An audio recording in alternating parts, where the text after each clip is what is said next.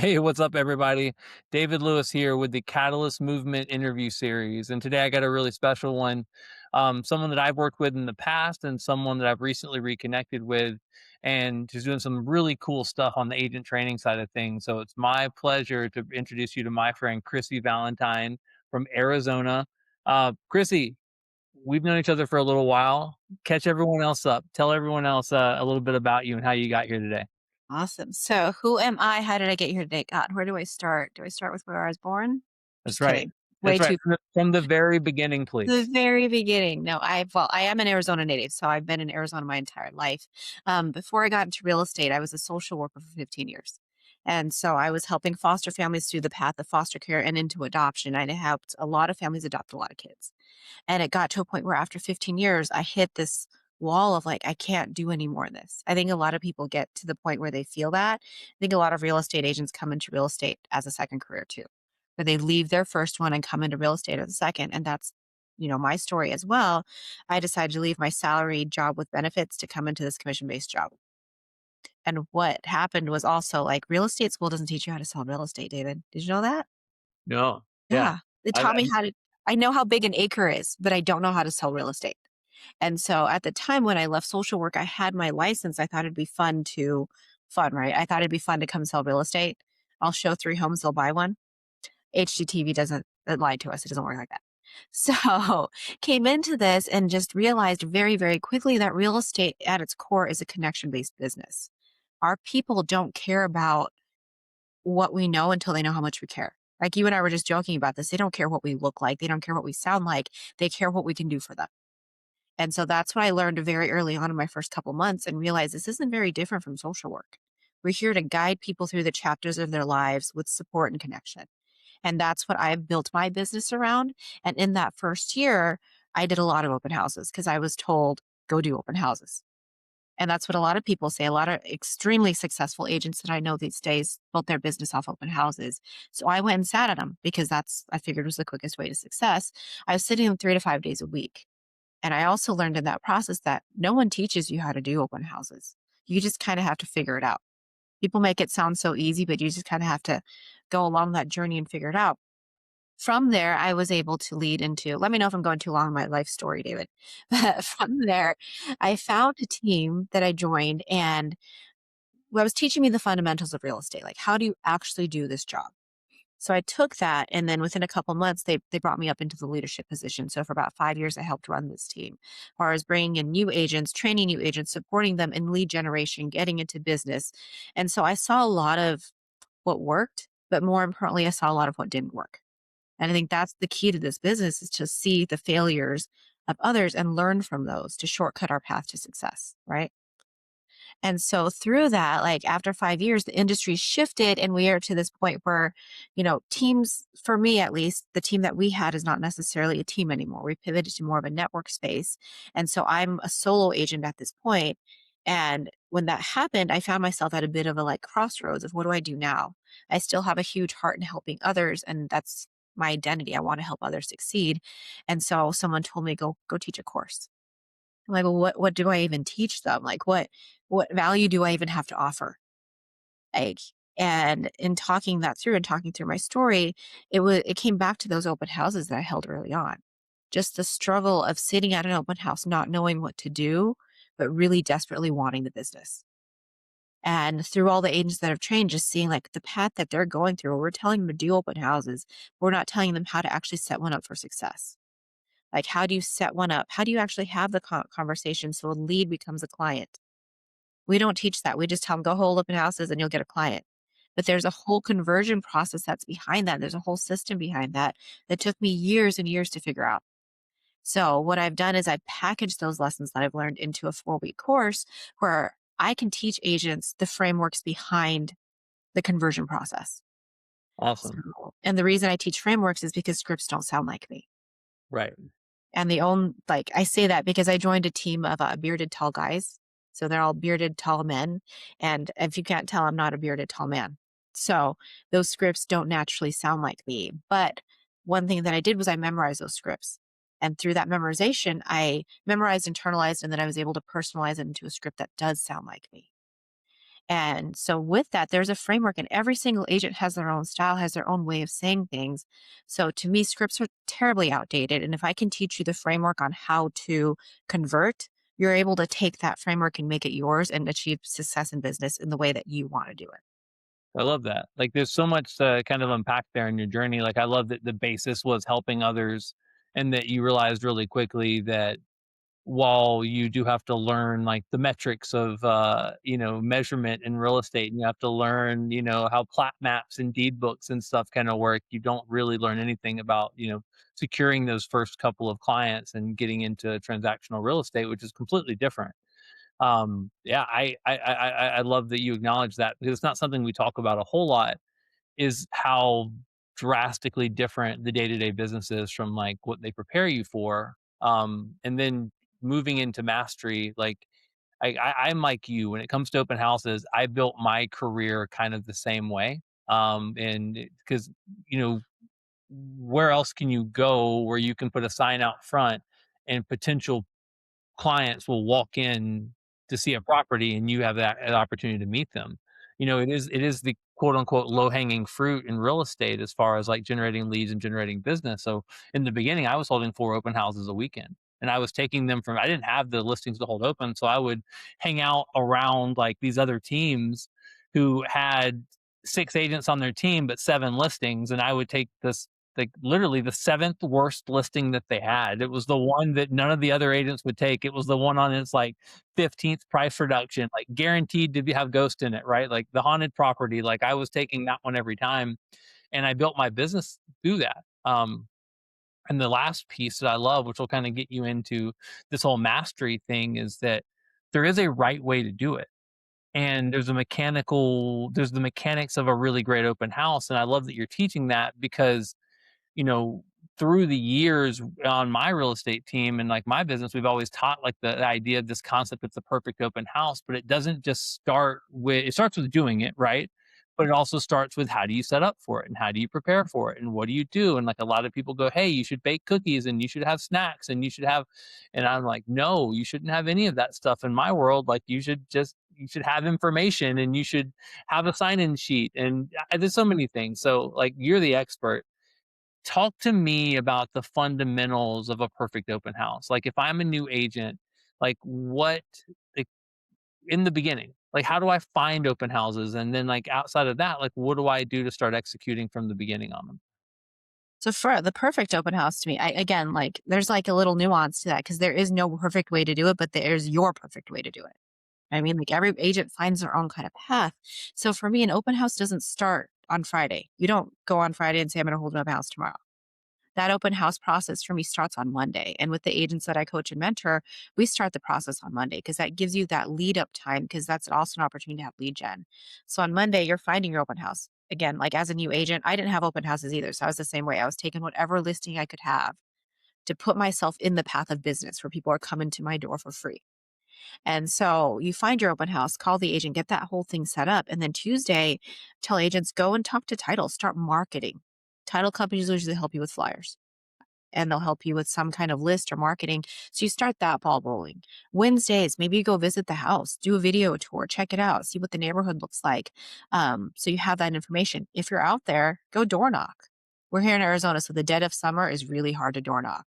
But we do have a whole other 9 months that is great to door knock. And you door knock to invite the neighbors, not to sell them the house, but to provide some kind of value of, hey, come, I'm doing an open house. I'd love to see how this house compares to yours. What value can I offer to you? And then you do that, and then you go to the open house. And I have a whole list of questions. I call it like the finder questions, where you learn about the neighborhood. Because I think a lot of agents think that their job at that open house is to sell that specific house. The reality is there can only be one buyer for that house, right? So, what do you do with all the other people that are interested in the house? You have to provide some sort of value that you are an expert. So, know the neighborhood, know the community, know how many houses have sold, know how many are pending, know average price per square foot, anything that you know that'll help you gain that confidence in speaking to people. Yeah, my rule of thumb was always to preview 5 houses for every open house, like Yeah. 5 houses in the same school district or whatever the driver is in that area. If it's schools, if it's neighborhood, like, find things that are comparable. That way, when someone comes in, you can actually say the thing, "Hey, there's not a home for sale in this neighborhood that I haven't walked in. Yes. There's not a thing," and that's a really big deal too, Yeah. I think. And I that think that that's huge. previewing properties is kind of a lost art these days. Like, it's something that when I started, like, we did a lot, but now, like, agents, and you do, like, even if you can't preview it, like, do your research online. Like, at least be aware, but, like, the best thing you can do is actually set foot in there.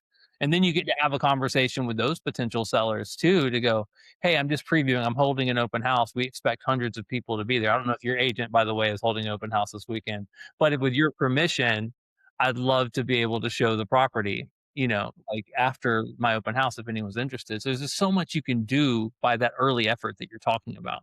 Absolutely. I agree with that 100%. Know that. And there's just what you said. Absolutely. There's a difference between like the book reading of something and the actual experience of something. Like when you walk through a house, you can actually confidently say, because I can tell you, like, I've read the MLS sheets on so many houses, but until you walk into that house, you don't know what that house is like.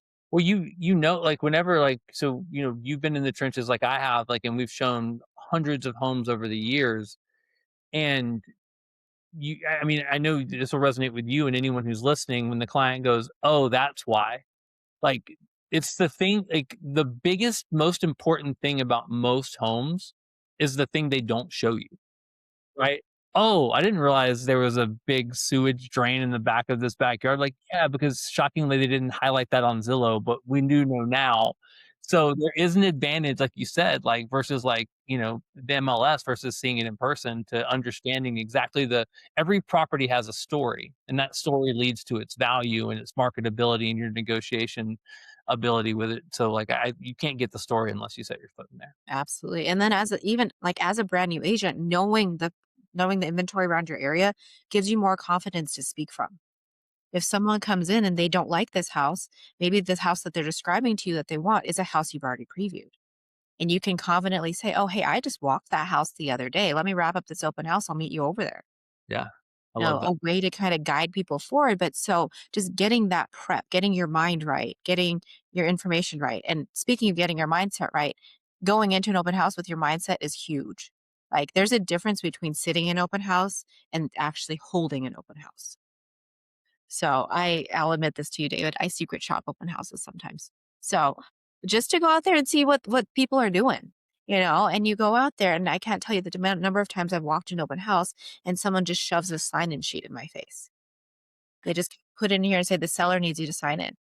And so for anyone listening, I'll tell you right now, no seller ever needs you to sign in. Like I don't know if I just gave away an industry secret, David, but no one ever actually needs you to sign in. So, but what we need to do as agents is to earn the right to that contact information. How do we get them to give you your contact information? Because if you don't earn the opportunity or earn the right to get that contact information, you're going to get bad contact information.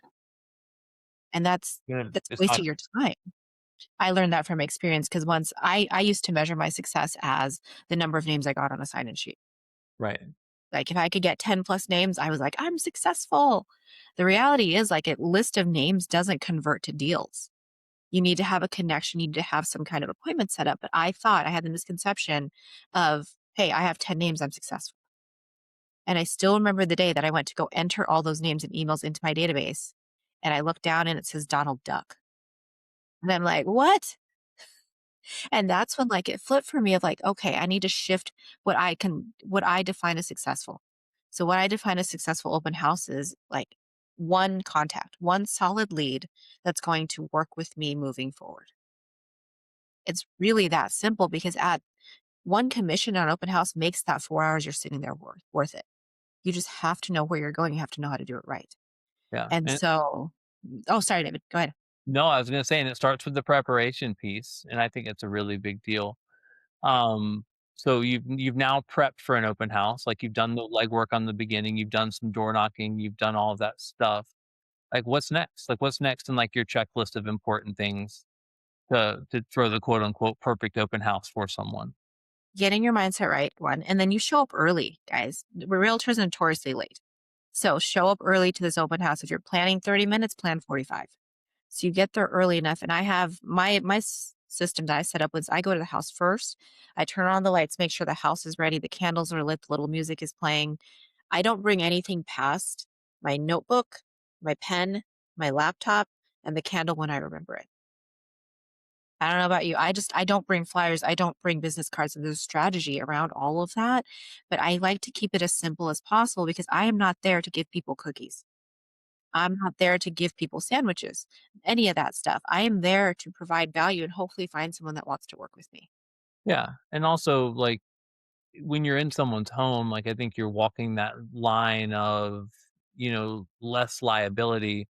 Chocolate chip cookies get crumbs and chocolate fingers of kids, and they can be, like, there's just so many things that can go.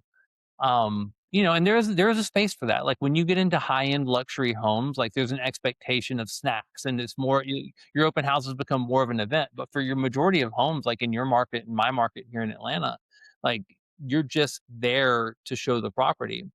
And I wanna, like, highlight a thing you said about being early, because I think that really matters too, is that everyone's got cameras, and, like, if you are lucky enough to have a listing that you get to hold open, that's amazing.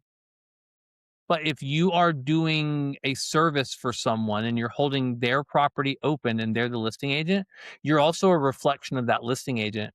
And what looks better from a client who I guarantee is gonna be watching their Ring camera, because that's what people That's what they do when do. they're selling their property, and they see you run in a minute late.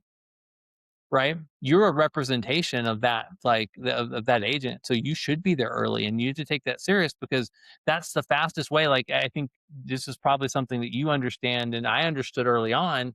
I didn't have my own listings, so I had to not only be available, but I had to be the best reflection of them to their clients, and that's why they kept giving me, like, asking me to come back and allowing me to hold their properties open. I think that is lost too, because I've seen a lot of people who've held my properties open over the years, and I'm like, I can't believe you would show up like this. Like, it's fine. No one died, but, like, I definitely wouldn't let you hold another one open.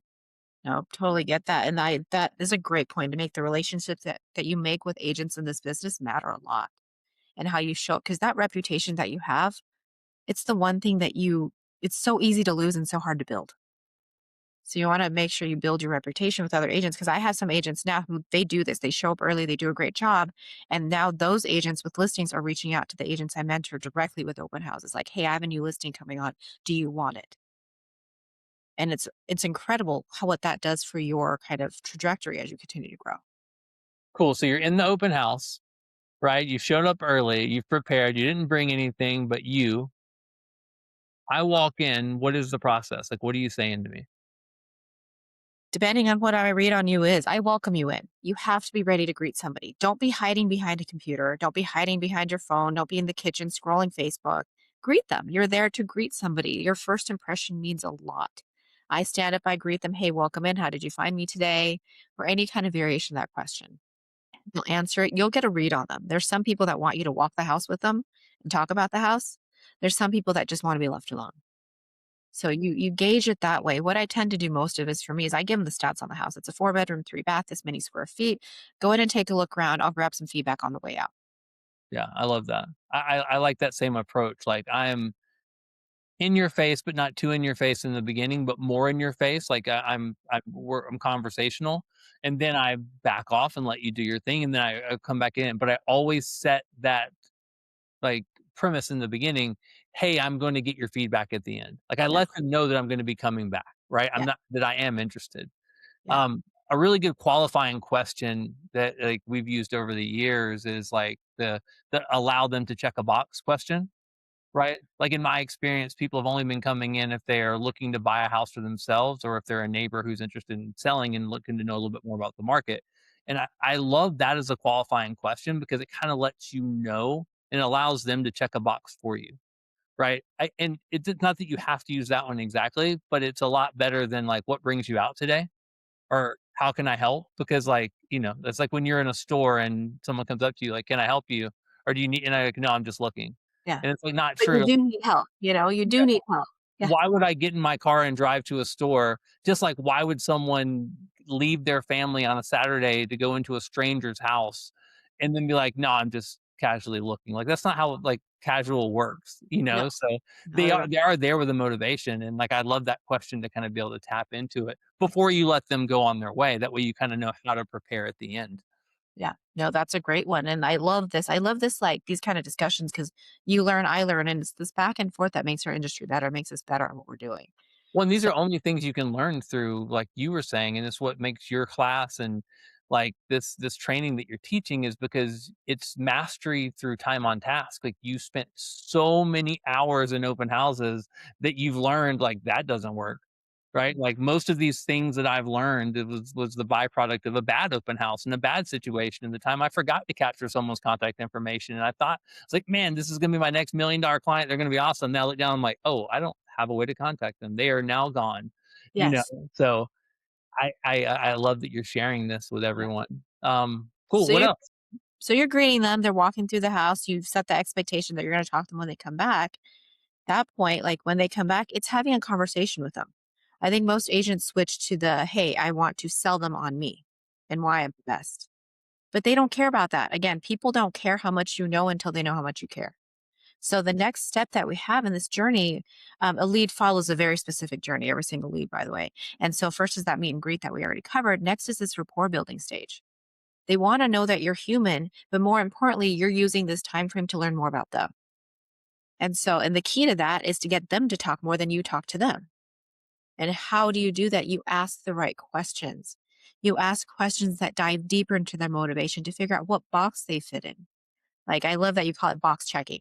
Like, that's really what you're doing. You're figuring out where they fall. Like, what is your motivation? How long have you been looking? Have you been qualified? What are you looking for? Who's moving with you? All those things we want to know, but we don't want it to come off as like a checklist of questions. Yeah, and I love that those discovery questions, way before the question that most people lead with is, "Are you working with an agent?" Yes. Because that makes someone feel like a possession. It makes them feel like an object, and it objectifies, like, them, because none of like, that's a relevant question at some point, but it's not the relevant question. The relevant question is, like, well, what made you excited about this house? Like, what's making you, like, look right now? Like, what's your motivation? Like, getting to know them as a person is much more important than understand their brokerage affiliation. Now, that Yes. is important for later, but when people lead with that, it becomes gross and it becomes kind of a put off. And now you're not running. The faster you can get that person in dialogue with you where you're running in the same direction with common motivation, like, the faster you'll build that rapport you're looking for. And those certain types of questions, are you pre-qualified? Right? Like, are you working with an agent? Like, those things are not, they create space, they don't create alignment. Yeah. Agreed with that. And I also, for me, like, I don't like to ask yes or no questions. Yes or no questions have one answer, yes or no, and then the conversation dies. Because if you ask, are you working with an agent, and they say yes, where do you go from there? Cool. Oh, cool. Yeah. Cool. That's great. Yeah. And then another type of question that I avoid is the why question, because it puts people on defense. Because if someone comes into your open house and you go, "Why are you here today?" They're gonna be like, "Because I want to see the house." Duh. Obviously. You know. So I try to avoid those. And there is a very specific framework to the type of questions you can ask. They get to the answers for all those questions that we just said, even down to the, are you working with an agent? So my favorite one for that is, hey, how are you looking at homes lately? Because that gives you an idea of what kind of relationship they have. And I think we as agents have done a disservice our industry to the consumers, where we tend to ask right away, do you have an agent? So some of them come in right away and they're like, I'm working with somebody. That is the number one agent be gone statement there is. But guess what, David? My last open house, I had 12 people come through. I added 6 people to my database, and 3 of those people had agents. They initially told me they had agents. And so that's not a reason to not talk to somebody. No, because at the end of the day, you're still representing the sellers in a way that you're like, great. So, like, don't, like, just like you said, like, don't fixate so much in selling that house, meaning that, like, I'm here only to sell this house. Also, get, don't abandon it completely either. Like, you still are there as a steward of the sellers and the listing agent to provide information. So you don't, like, oh, you get an agent, cool. So let me know what you think. Like, no, like, great. I might back off. And what if they come with their agent? Great. You're still a steward of that seller, and you're still like, so I think towing that line respectfully, I think really helps. Yeah. Well, and being able to navigate that question because here in Arizona, we have like over 40,000 agents. You can throw a rock and hit an agent. And so a lot of times people will say, "Hey, I have an agent." But the follow up question to that is, "Oh, that's wonderful. Like, how did you meet them?" Then you My get a depth of that relationship. Yeah, my favorite follow-up question is, "Oh, they don't work on weekends? Interesting." I love that. That's very you, David. And Yeah, I love that. it is it is very me, and, like, I don't know, sometimes it gets a look, but it's like usually it gets a laugh, like, so, like, there is a little bit there, but, I maybe not for everyone, but yeah. Well, they take Saturdays off, that's awesome. It's awesome. Good for them. Yeah. Yeah. So, but that's the thing too with all of this is you find what your style is. And that like you figure out what works for you in talking to people. And the only way to do that is by the experience, the boots on the ground experience. And so talking about that, I love the like figuring out the relationship with their agent because I've asked that before and they're like, I have an agent. I'm like, that's great. How did you meet them? And then you see them freeze. And like, well, you weren't supposed to answer that question. And they're like, oh, it's just somebody we met on Zillow or someone that's just sending us homes left and right. That door just opened for you again. Help me troubleshoot a little bit, like, let's look at some common issues that happen with open houses, like, okay, so I have 10 people in at once. How do I handle volume? Give me your tips and tricks. Wise, what I like to do, I'd like to do a couple of different things, but when they come in and I'm engaged in conversation with somebody, I let them know, "Hey, hang on a second, I gotta say hi to these people." And so it's like, "Hey, I respect this conversation that we're having, but I'm also working, so I wanna greet these people." And I'd say the same thing, "No, I'll catch your feedback on the way out." And so everybody that comes through knows that I'm looking for feedback on their way out. Another way that I handle that too is I'll just talk a smidge louder to whoever I'm talking to. Like, I raise my voice a little bit higher, and then I see people start to gravitate over. I don't know if you've done this before, but I hold a lot of open houses in Chandler here, which is a school district my kids go to, and they've come up in, so I know a lot about it. And so when people start talking to me about schools and families, I just talk a little louder. And so then I see people start to congregate around, and so they'll wrap up this conversation, and then so and so comes up. They're like, "Hey, what did you say about that school?" And then I can answer those questions as well. But if you attract instead of try to chase people down, you're attracting people with your information, your knowledge, and what you're able to share. And so I'm drawing people in that way. How do you, politely exit a conversation of the neighbor who just wants to talk? Like, everyone deserves their time and everyone deserves their energy, but we all know that person who's wasting our time and just wants to talk our ear off, but, like, we're actually there to work, and there's potential clients and potential people who could be interested in this property that are walking through. Give me your best, like, get me out of this conversation maneuver. Yeah. Hey, David, thanks so much. I love hearing so much about your house. It sounds like you've done a lot and you're really proud of the work you've done. So, blah, blah, blah, blah, blah. You're talking about how much you love it, how long you've lived there, blah, blah, blah. I'd love to set us some time to go look at it. And so we can continue this conversation at that point. How does that sound to you? Yeah, I love that. Ask for the appointment, right? Like, and even if they're because that's gonna have 1 or 2 reactions, Yes. right? "Oh, cool," or they're gonna go, "Oh, I don't wanna meet to talk." Like, "Well, listen, and then I'm not interested." You're like, "Great, me either in this conversation. Let let's roll on then." Yeah, yeah, I love that. So you've talked about talking louder, which is awesome, which is a way to kinda be an attractor as opposed to, like, being siloed. What do you do when it's adversarial? Like, what's your script for, because a lot of times, like, you've dealt with buyers or potential buyers and they come in and they're like they unnecessarily hold their cards really close to their chest. You're like, "What are you doing?" Like, "Nothing." Like, "Are you interested?" "Maybe." Like, they're not giving you anything because they're like they see you as a representation of the seller and they might be interested in the property to make an offer. So, how do you break that down? Yeah, it is. I feel that too. I feel like our consumer distrust these days is higher than it was when I started. I started 8 years ago. And so we feel that now with all this like mistrust of information. I don't blame them for it. Like we've done poorly as an industry in being transparent. And so with that, it's just kind of continuing pride value. I might like I notice it, but I don't notice it. I act like it's not there. I continue to talk to them. I'm friendly, I'm open. I don't need to put up my walls. And we see if that wall comes down or not. Because honestly, if they're going to be a buyer that's going to be that like adversarial, is it even somebody that you want to work with? Yeah. Well, I think sometimes it's just a lot of, I've always used this line and said, "Hey, like, what do you think of the house?" And it's fine. I go, "Hey, like, respectfully, this is not my house. I don't live here. I didn't paint that room purple. You don't have to hold punches with me. If you think the backyard is awful, tell me the backyard is awful. And then they usually they laugh and they open up a little bit more. But sometimes you need that distinction, like, "Hey, I'm not the seller. I'm not even the listing agent." Like, genuinely interested in what you think, and, like, that sometimes breaks it down. I've done that too before. Sometimes I like sitting the houses that need a little work, you know?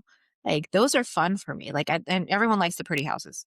They look really nice, they show really well, but sometimes in the ones that need a little bit of work that are priced really well, you can go in and you can even ask them like, "Hey, what would you do to this house? What do you envision in this house?" Get them talking. Then you learn so much about them when they're like, "Oh, I would take this wall down, I put this kitchen in, I need a kitchen island." That's incredible. Thanks so much for sharing all that. And you're in dialogue with them, building that trust, asking those questions to the point where maybe if they're not interested in this house and you have their contact information, later on down the line in their follow up, if you see one that works for them, you can send it to them. Be like, "Hey, I thought of you. Based off what you were telling me, I thought of you. Here you go." Yeah, And that's then, so good. Okay, so I've got about 4 minutes left with you. You've obviously been dropping knowledge bombs left and right, like, you're brilliant. thank So you. talk to me about your course. Talk to me about your training so we can, like, let the Catalyst viewers and listeners, like, know, like, where to find you and what they can expect. Give me the quick 3-minute rundown. Absolutely. So, class wise, it is a 4-week class on Zoom. So, I can teach it anywhere. Anybody in the nation can hop on. 4 weeks on Zoom. It's at 10 a.m. to 11:30 a.m. Mountain Standard Time. And so whatever that converts to for you guys, but it's on Zoom and it's 4 weeks long. Our next cohort kicks off in April 14th. Second Tuesday of every month is when they kick off. We hop on Zoom and the first week of the class, we talk about the foundation. How do you set up an open house? What do we track? All of those things, like we set the foundation for open house. Week two, we talk about value propositions and the questions to build rapport and how to ask for an appointment. And then week three, we talked about objections. I'm trying to fit this all into 3 minutes. So let me know if I'm talking too fast. Week You're three, we good. talked about objections and conditions and how do you handle those? How do you navigate those gracefully? Because honestly, objections aren't something to fear. Objections mean that conversation's moving forward. So then we talk about week four. What does follow up look like and how do you scale this moving forward? So that's the class. And the reason that it's not back to back days wise is because in between each class, you go out there and hold open houses. You bring that right back to class. I keep the classes small so we can have this live in person coaching. I want to know what's going on out there actively real time.